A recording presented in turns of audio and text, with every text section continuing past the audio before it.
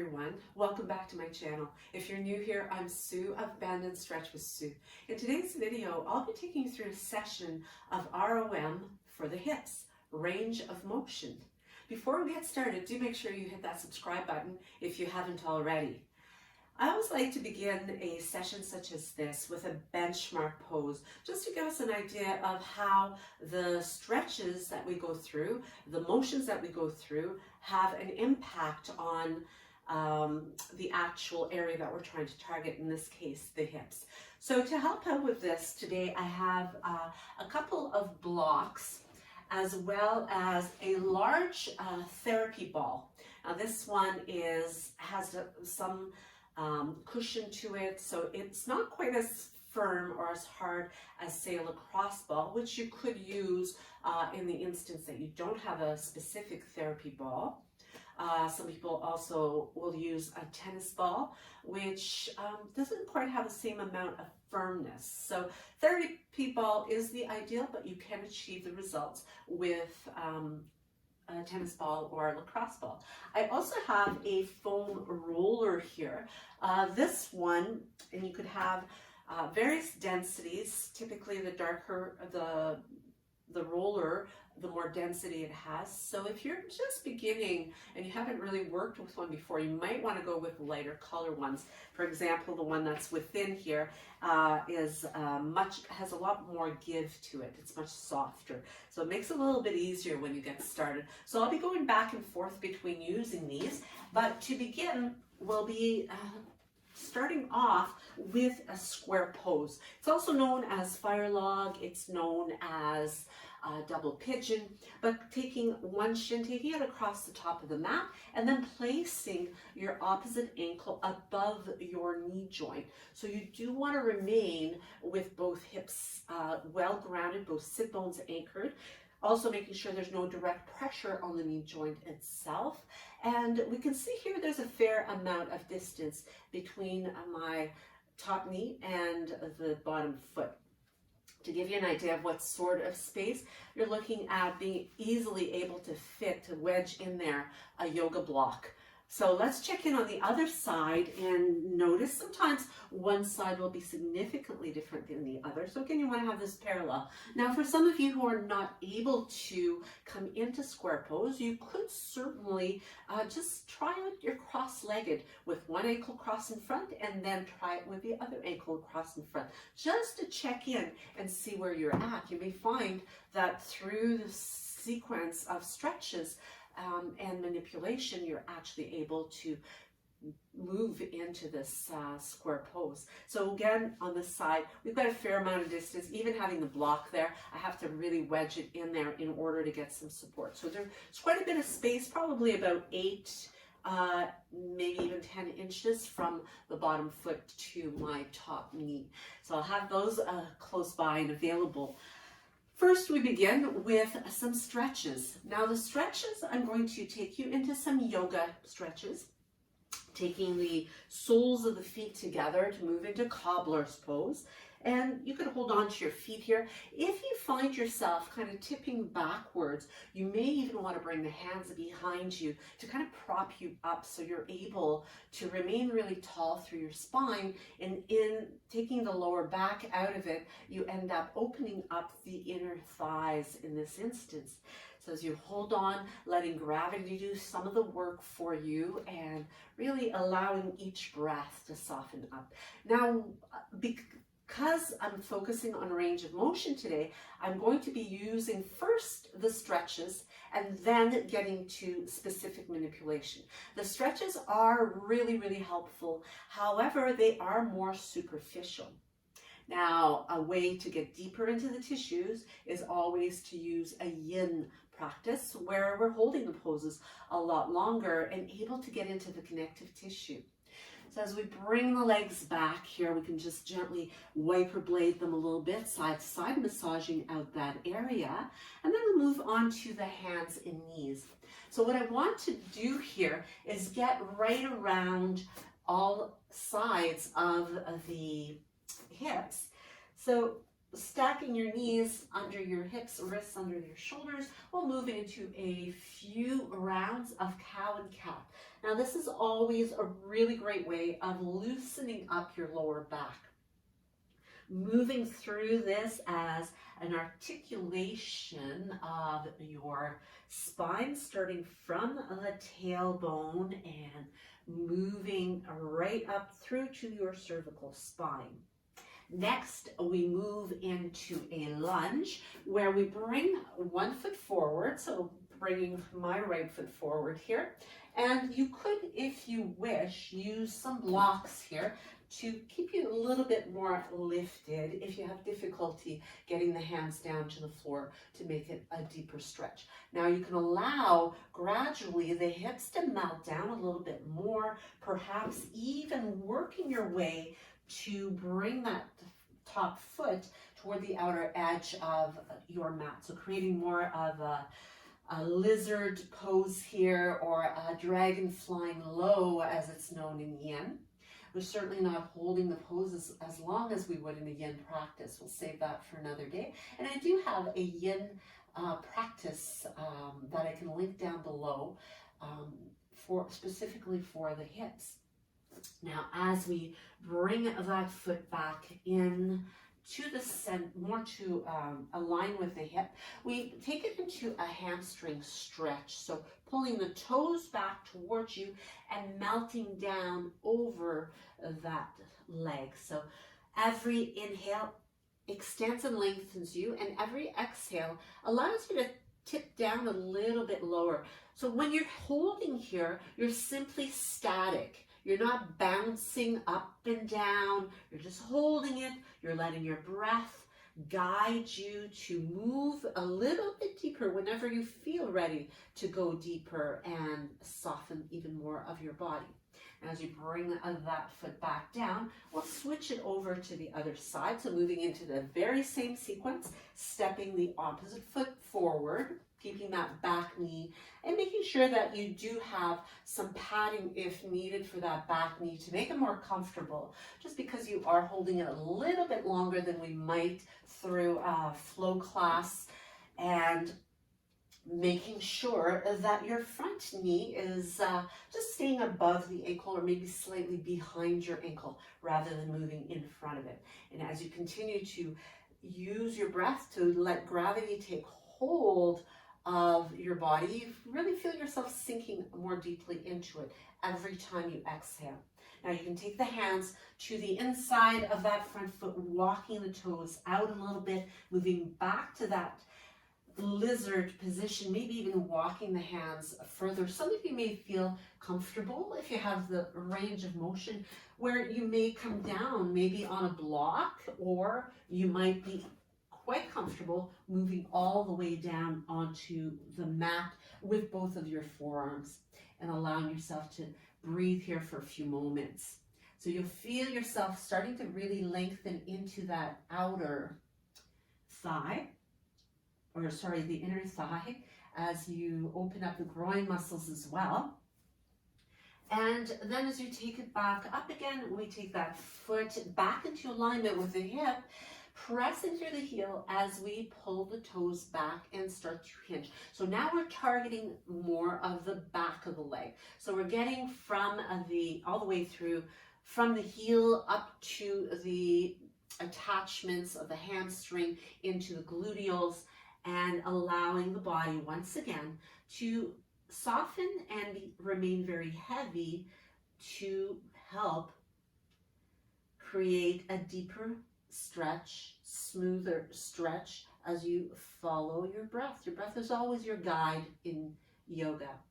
It is so helpful in helping you to relax into the stretches. When you do that, the stretch actually happens. If you're really holding your breath or breathing very shallow, it's going to be difficult for you to get that length and opening in the muscles, in the tissue.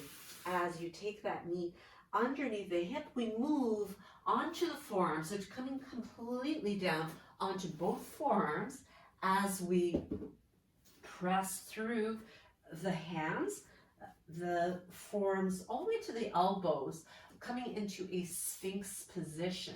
So as you find what feels right for you, you don't want to feel pinching in your lower back here. So if you find it more comfortable to take the feet apart, you would go ahead and do that, keeping the heart lifted as much as possible. For some, you may find that you have to take your elbows further forward. If you're not used to doing a lot of back bending, it might be quite uncomfortable to be up higher. And as you hold it here, concentrating on relaxing those shoulder blades down the back. Now you also want to create a little bit of a tuck of your tailbone, which is going to help to lengthen your spine more and decompress that low back area. From here, we bring the hands outside of the ribs, chest, drawing the elbows in to press up and back to come into a child's pose. So the child's pose brings the forehead closer to your knees, creating some rounding in your back. And as you maintain that rounding, breathing into that low back area. So you're going to feel your breath moving into that lower back, expanding it. And every time you exhale, it creates a little bit more compression. So now you're getting a really good stretch in the lower back as well as in the glutes, which is really key for you to benefit from that lengthening and opening of your hips. And as we come all the way back up, we're going to turn around here to bring one foot out to the side, so keeping the other under the hip and moving through the side body to really extend through that outer hip now. So we want to feel a lifting and really lengthening right from the hip. So taking the arm out and lengthening it away from you is going to help you to maintain that opening, decompression in the hip, reaching and looking up. And as we bring that all the way down, we'll switch it over to the other side, planting that foot. And again, taking the hand under the shoulder, reaching up and over to maintain the space. Feel yourself actually reaching and keeping the abdominals engaged here somewhat. So the bandha, the mula bandha in the root of the pelvis is actually helping you to maintain the support to decompress that hip. Pressing through the outer edge of your ankle and the inside edge of the foot as well. Outside edge of the foot is all going to help you to lengthen that tissue. As you bring the arm back down again, we come back to our seated position. And before we move on to the roller and the therapy ball, we'll do another recheck here. Beginning with your left shin forward, taking the right ankle and placing it over and above the knee. So you'll notice now that there is definitely an improvement. Before I had to really wedge this in deeply, and there was still a very big gap. Now I can actually allow this to open up a little bit more. So you notice the effect of your work while you've been doing these stretches. Switching it up, let's do a check on the other side. And again, taking the ankle, placing it over, and you'll notice now I've come about halfway from where I started approximately. I'm not forcing it to close. It's really just the impact from stretching that tissue, getting a more lubrication in the joints as well. So let's move on to measure the impact of what happens when we get deeper into the tissue. I'll begin with the therapy ball. And I find that massaging the glute is always really effective here. So using my hands for support. If this is too intense, you could do this up against a wall as well. But I simply begin to move the ball back and forth as I rock over the ball, rolling it around and stopping wherever I notice some triggers. So if I notice areas that feel really, really tender, I'm going to spend a little bit more time, not necessarily causing pain, but kind of working my way, gradually zeroing in to that area where there's a lot of tension, a lot of tightness. Now, I find quite often as I work my way up to those abductors, the outer hip, gluteus medius area, I might find that there's quite a bit of tenderness there. Those muscles are responsible for the external rotation, so they do a lot of work. So I'm moving the ball down lower and bringing it just below the hip socket. So again, I am really looking and kind of hunting for areas that are tight. Feeling pretty good there so far. Taking my block, I'm going to place the ball right over top of the block. So here I place the ball and I begin to roll it at the base of the glutes, right at the top of the hamstring. So still moving back and forth, again, hunting and looking for those tense, tight areas. Now, if I like, I could just use the ball, the therapy ball, for the entire hamstring group of muscles, kind of just adjusting, working my way down, looking for those areas that are tense and tight. Or I can move to the larger tool and use the block. Now, I'm going to just demonstrate how I also like to get into the inner thigh. Right in this area can be quite tight and really resistant. So taking the ball and using it with the block so that it's somewhat elevated, find this a little bit easier to use than using the block. So I place the ball, kind of sandwich it between the block and my inner thigh, and just working my way around here. Again, I hit those areas that are quite sensitive at times, so I just stop, hold it, let my weight relax into the ball, and breathe through it. So again, hunting my way down. Now, the more frequently you do this, if it becomes part of your self-care treatment, kind of what you do following your workouts and when you do your stretching, by using this, you'll find that your muscles become very tuned up so that you do not need to continue to do it maybe as long. Very quickly, you're able to identify those trigger points and you're able to release them because you know how to do it, and then you can move on and not have to spend quite as much time doing this sort of treatment. But it's a really good thing to do before bed. These muscles get really, really tight. So now I move on to the opposite leg, or sorry, same leg, but moving on to this bigger tool. Starting with the hamstrings. I'm just going to set that one aside. That one is softer, so I'm going to focus on this more firm roller. This one also has some little protruding areas that help to get into some of the tissue. I can also apply more weight if I like by bringing the other leg on top so that there's more downward pressure. And as I do this, I turn a little bit to one side, targeting the outside of the muscle group, move to a more centered position. Again, I really observe here when I find those delicate areas, and then I turn inward to get to the areas that I wasn't quite able to reach when I was using the ball on the block. So you can spend as much time as you like here, depending how much time you have. This is a great activity to do if you are just relaxing in the evening and maybe you're watching television. You can just make your way down on the floor instead of sitting on a Chesterfield. Sitting on the floor is actually a lot better for you.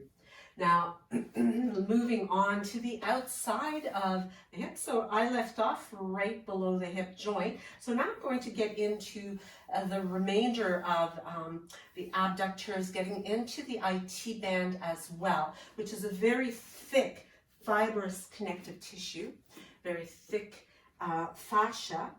So as we roll onto the outside of the leg. So I'm using this foot to absorb some of the weight, and that's going to make it a little bit more comfortable. Again, I do a slight little bit of turning, kind of hunting again for those areas that are tighter, and making my way up.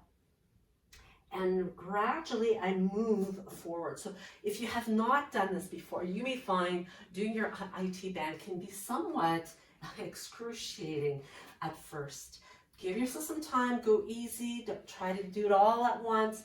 Just remember that the more frequently you do this, the more, I'm just going to turn around, the more responsive your body becomes, and it really is much easier for you to execute this type of treatment and self-care. I work my way up to the top area. We've got the hip flexors here, the base of the psoas, the sartorius are affected here as you roll this out, and your quadricep muscles can also be really tender. And here as well, you can put more weight by getting lighter on the hands and getting lighter on your opposite foot to increase the amount of pressure. So that side is pretty well tenderized at this point. And in order to just move on, I'm going to spend a little bit less time on the other side just to make this a little quicker, but it's a great review.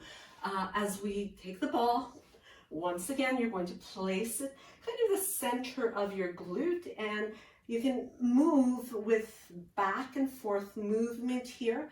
You might prefer to do little circles, maybe a little up and down motion, but you are hunting around for those tender spots. I like to move, once I've massaged out those tender areas, I move out to the gluteus medius area, into the abductors, working my way down. So you don't want to be rolling right on the joint. That's not really going to benefit you and potentially irritate the joint. So you do want to stay where there's soft tissue. Moving to the base of the glutes, top of the hamstring. Once again, I place the ball on the block, adding the back and forth movement. Moving the leg can be a good way, or you can simply pick up your body and kind of move it side to side again, kind of hunting around for those tight spots. You'll notice most likely that one spot, one side of your body is tighter than the other, and that's perfectly normal. We're going to revisit this with the block. From here, I take the roller. So taking the roller and moving to the outer thigh, once again, getting into the abductors, the IT band, and as I explore, I adjust my body. Tiny little turns, side to side, back and forth, eventually making my way to the front, to the hip flexor, as well as the quadricep muscles, coming right above the knee. So you don't want to be on the knee joint either, but you do want to get into the kind of the meaty part of your thigh, right above the knee. There's where everything comes together. There's a really nice fleshiness there that you can get into. And again, getting into the hip flexor. The psoas is such a large hip flexor. It gets incredibly tight. Whether you're sitting a lot or whether you are an extremely active person, that is going to tighten up on you. So you may, if you're starting to use this kind of tool, you may find that you need to spend much more time. So from here, we do the hamstring, and I'm going to go back to the ball in a moment to use, or actually I'll show you on this side without the ball, using it on the inner thigh with the roller. So getting up to those groin muscles. So again, if you want a little extra weight here, Take that top leg, cross it over top. Don't forget to do your little turning side to side. And from here, we move into more of a prone position in order to take the roller, place it to the inner thigh. So I'm just going to adjust myself here as I roll out the inner thigh. So you kind of have to maneuver yourself around on the floor and crawling around a little bit, which is a great way to further test your ROM, your range of motion. And that about does it for this session. Let's check-in once again with our benchmark position, beginning with the left shin. Now you may notice right away, I can feel that leg just opens up so much more easily. Taking the opposite foot and bringing it above. So now as I align myself, keeping that top shin, you can see that the knee opens up so much more easily. If I come into a forward fold, it easily rests over top of the bottom foot and allows me to get into a really comfortable yin position. And this is great for sitting in meditation, even once you've opened up those hips. So let's do our recheck on the other side, taking the left foot, placing it above the knee joint. And once again, we've got that comfortable, much easier opening through the hip. So I'd really invite you to give this a try. Let me know what your experience is. If you have any questions, you can put them in the comments down below. And I'm really grateful for your time today. I hope this is helpful to you. Do leave me a comment. Hit that subscribe button if you haven't already. If you have, I thank you so much. Be sure to hit the bell so you are notified when I upload new content. Thumbs up if you liked it. And in the next video, you can check out that content. Check me out. Namaste.